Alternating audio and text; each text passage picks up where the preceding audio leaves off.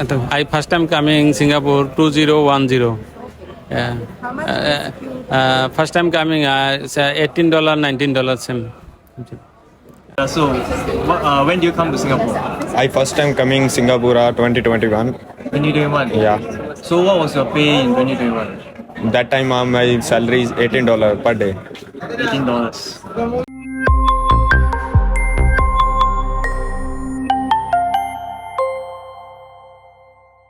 What's your reaction to the two earlier answers where two men 10 years apart had the same starting salary?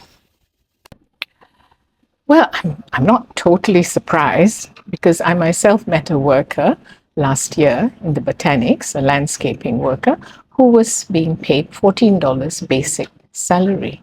So I'm not surprised that over 2 decades, the salaries are still so dismally low. I think it could be a case of supply and demand. There are still workers desperate enough to come here, and there's a huge push factor.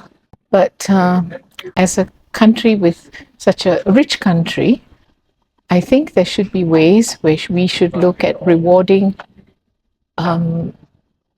workers properly for the work that they are doing. So the salaries of migrant workers aren't keeping up with the cost of living. Singapore's CPI indicates that things cost 51% more in 2023 than in 2003. Things are getting more expensive. You have some statistics, don't you, about the starting salaries of ITE graduates? In 2010, the starting salary of IT grads averaged $1,600 a month. In 2022, they averaged $2,400. That's a 50% increase. For Singaporeans doing similar technical jobs, salaries have more than kept up with inflation. I don't think the same can be said of foreign workers' salaries. We must remember they come here to be breadwinners, to support a family back home. They too have to spend money on things like transport and food like any Singaporean would.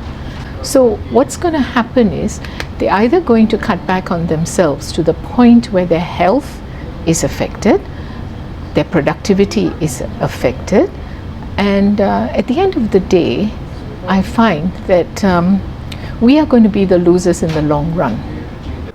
We've heard that Japan, Taiwan, and Korea are gradually increasing their intake of foreign workers to cope with their aging population, among other things. The legal minimum salary in these places range from $1,200 to $1,900 a month, and they apply to foreign workers as well. And that's just a basic wage. Yeah, as job opportunities open up in other Asian countries, Singapore becomes less attractive. In the longer term, the declining birth rate in our source countries like Bangladesh and India will mean a much tighter labour market.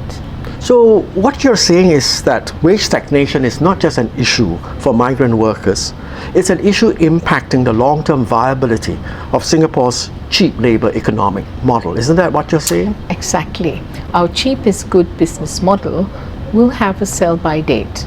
It's in the interest of Singapore's economic stability to treat migrant workers better. We need a concerted push to raise productivity and adjust their wages upwards. Otherwise, for my generation, within our lifetimes, we'll be quite unprepared when crunch time comes. If another country, like South Korea, give you minimum wage, 1,800, will you go? 1,800. 1,800 minimum wage in our company. Yes, can. You go. Yes, I go. You go? Yeah, go ma. It's a good money South Korea ma.